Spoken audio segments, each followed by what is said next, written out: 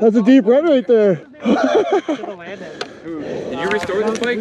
What's that? Did you like restore this bike? I didn't do the work, but yeah.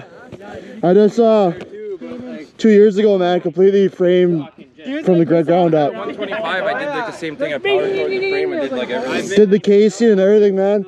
Repainted it. Yeah, dude, it's actually shorter. It's pretty sweet, man. I just got gold rims for it, actually, so. Sounds good as fuck. Yeah, dude, that sounds fucking sweet. I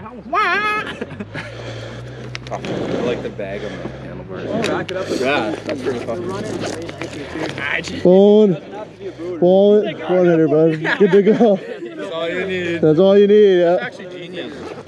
Then you don't gotta carry a backpack. No, I ordered one for Ryan, man. They work good. Big jumps in the back. Who makes them? Good thrill seekers. They do seat covers too.